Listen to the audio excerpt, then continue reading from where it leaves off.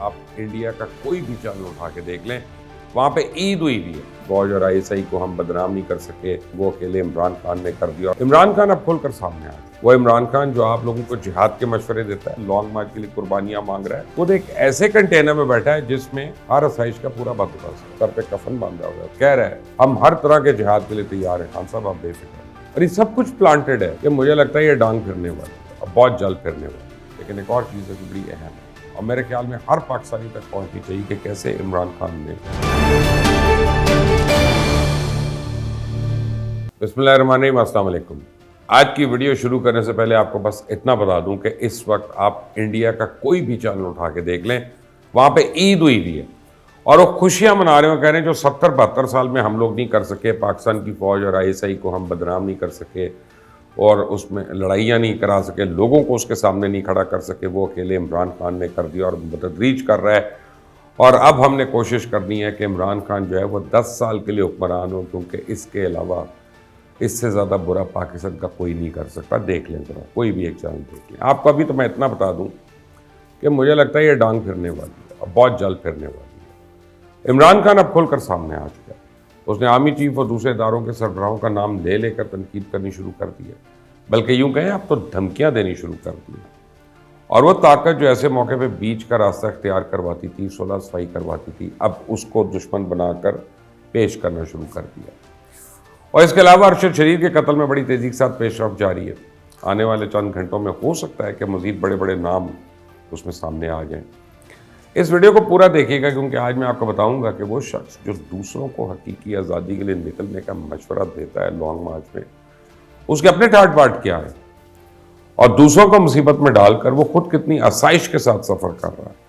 उसके अलावा आने वाले कुछ घंटों में एक और बड़ी प्रेस कॉन्फ्रेंस हो सकती है, उस पर भी बात करेंगे आगे चल के। आज़म स्वाति ने एक नई टेक्नोलॉजी इंट्रोड्यूस कर दी और उसके बारे में इंकशाफात किए हैं जो है अभी तक बड़े बड़े साइंटिस्ट तक नहीं पहुंची। इस टेक्नोलॉजी के बारे में भी आपको बताऊंगा। लेकिन एक और चीज़ है जो बड़ी अहम है और मेरे ख्याल में हर पाकिस्तानी तक पहुंचनी चाहिए कि कैसे इमरान खान ने लोगों के दिमागों में जहर भर दिया। उसकी भी कुछ मिसाल है मेरे पास, कुछ वीडियोज़ भी हैं। इन सब चीज़ों के बारे में बात करेंगे, लेकिन आगे बढ़ने से पहले आपने अगर अभी तक इस चैनल को सब्सक्राइब नहीं किया तो प्लीज़ कर लें और बेल आइकॉन को प्रेस करना मत भूलिएगा। इदारों के खिलाफ जो मुहिम पिछले काफ़ी अरसे से पर्दे के पीछे हो रही थी, वो बेनकाब है। इससे सारे पर्दे हट गए और अब इमरान खान खुद इस मुहिम को फ्रंट फुट पर आकर लीड कर रहे हैं। अपनी इब्तदाई तकरीर का आगाज़ ही DGISI से किया। इमरान खान ने उन पर सियासत करने का इल्ज़ाम भी लगा दिया। उन्हें यह भी कह रहे थे कि मेरी आवाज़ कान खोल कर सुन लो। आर्मी चीफ जनरल बाजवा से मुतालबा कर रहे थे कि DGISPR और DGISI को ओहदे से हटा दो। यानी इमरान खान एक बार फिर 2014 के कंटेनर पे आ गए। लेकिन इस बार इनका निशाना सियासतदान नहीं है, बल्कि इस बार इनका निशाना इस मुल्क के और इस कौम की सलामती के इदारे और पाकिस्तान आर्म फोर्सेस है। इस चीज़ का अंदाज़ा आप इस चीज़ से लगा लें कि आज लिबर्टी चौक में जब इदारों के खिलाफ नारे लग रहे थे तो पाकिस्तान तहरीक इंसाफ के लोग कंटेनर्स में खड़े होकर मुस्कुरा रहे थे। वो कंटेनर भी कोई आम कंटेनर नहीं है। या अगर आप समझ रहे हैं कि आपका लीडर आपकी तरह पैदल सफ़र करेगा या फिर आम बस में सवार हो जाएगा, तो ये आपकी बड़ी भूल है। वो इमरान खान जो आप लोगों को जिहाद के मशवरे देता है, पेट पर पत्थर रखने के मशवरे देता है, लॉन्ग मार्च के लिए कुर्बानियाँ मांग रहा है, वो एक ऐसे कंटेनर में बैठा है जिसमें हर आसाइश का पूरा बंदोबस्त है। इसमें सोफ़े भी लगे हुए हैं और लीडर जब कंटेनर की छत से अदाकारी कर करके थक जाए, गर्मी की हिद्दत महसूस होने लगे, तो उसे कम करने के लिए वो कंटेनर में एयर कंडीशनर्स भी हैं। वो लीडर जो आम लोगों को कहता है कि भूखे रहना मंजूर है, किसी की गुलामी मंजूर नहीं, उसके लिए कंटेनर में किचन का इंतज़ाम किया गया ताकि अगर लीडर को भूख लगे तो बासी खाना तो ना खाना पड़े, बल्कि ताज़ा खाने का इंतज़ाम हो। क्योंकि अगर लीडर का पेट ख़राब हो गया या गैस हो गई या फिर तबीयत ख़राब हो गई तो इदारों के ख़िलाफ़ मुहिम कौन चलाएगा, गद्दारी के फतवे कौन बांटेगा, बात बात पे इस्लामी टच कौन देगा। वो लीडर जो लोगों को मशवरे देता है कि सड़कों पर रातें गुजार कर हकीकी आज़ादी की जंग लड़ी जाए, इस लीडर के लिए कंटेनर के अंदर आलीशान बिस्तर भी लगाए गए हैं। ये मैं खुद से अंदाज़े नहीं लगा रहा, मेरे पास की वीडियोस भी मौजूद हैं, आप अपनी स्क्रीन पर इसको देख सकते हैं। ये वो लोग हैं जो आपको अपनी प्रेस कॉन्फ्रेंसेस में नेल्सन मंडेला की मिसालें दे रहे हैं। नेल्सन मंडेला ने तो 27 साल जेल काटी थी और सॉलिटरी कन्फाइनमेंट पता नहीं 21 या 22 साल काटी थी। उसकी तो जेल का नाम सुनकर टाँपें टांग जाती है। بلکہ عمران خان کی اپنی ویڈیو موجود ہے جس میں وہ کہہ رہے ہیں کہ جیسے ہی مجھے پتا چلا مجھے گرفتار کرنے والے ہیں تو میں سوچ پڑ گیا کہ جیل میں تو گرمی ہوگی، اور آپ سوچ رہے ہیں ایسے لوگ آپ کو انقلاب دلوائیں گے، آپ سوچ رہے ہیں ایسے لوگ جیل بھریں گے۔ جیسے ہی ان کا بندہ جیل جاتا ہے تو اس پر یہ فوراً جنسی زیادتی کا الزام لگانا شروع کر دیتے ہیں، تشدد کا الزام لگانا شروع کر دیتے ہیں، اسے ننگا کرنے کی باتیں کرنا شروع کر دیتے ہیں۔ اعظم سواتی کو دیکھ لیں، اعظم سواتی نے ایک نئی ٹیکنالوجی انٹروڈیوس کرا دی ہے، اس کے بارے میں سائنٹسٹ بھی سوچ رہے ہوں گے۔ پریشانی کے عالم میں یہ ہے کہ یہ ٹیکنالوجی آج تک ہمیں کیوں نہیں ملی۔ میری اطلاع کے مطابق تو کئی بڑے بڑے ریسرچ سینٹرز نے اعظم سواتی کو فون کیے لیکن وہ شاید جواب نہیں دے رہے۔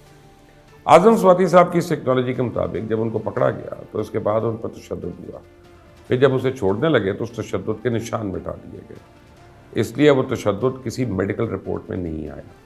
اس کے بعد دو انہوں نے بڑے اہم نام بھی لے کر اپنی پریس کانفرنس میں شروع کر دی، لیکن جیسی تحریک انصاف کے سوشل میڈیا نے ان کی پریس کانفرنس ٹویٹ کی، اس کے کچھ منٹ بعد ہی یہی پریس کانفرنس اپنے سوشل میڈیا سے ہٹا دی۔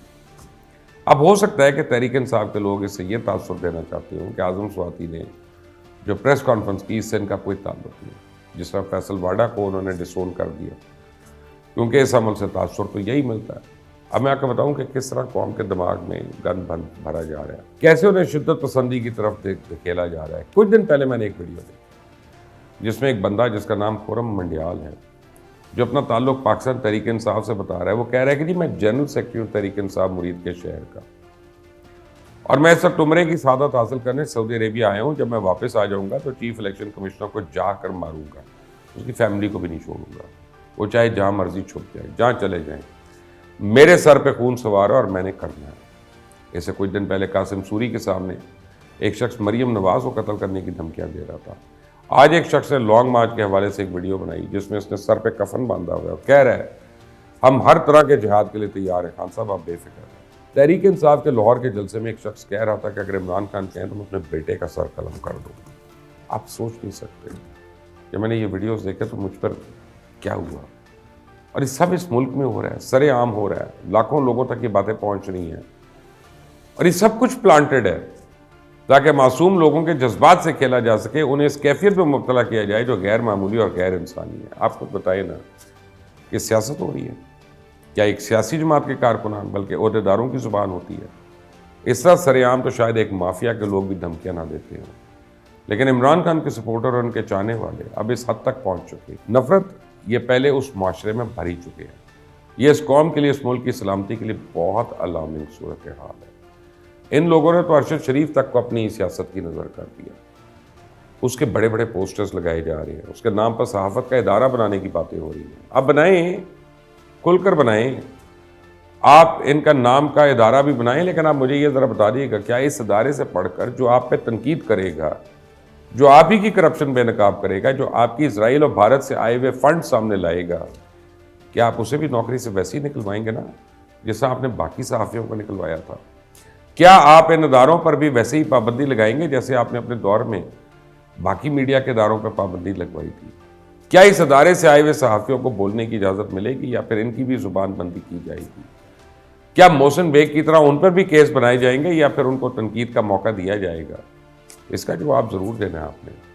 باقی ارشد شریف کے معاملے پہ تو ابھی تحقیقات کا آغاز ہو گیا، تحقیقاتی ٹیم جو ہے دوحہ پہنچ چکی ہے، اور ہو سکتا ہے آنے والے دنوں میں ساری تفصیلات سامنے آ جائیں، لیکن ایک اہم پریس کانفرنس ہونے والی ہے۔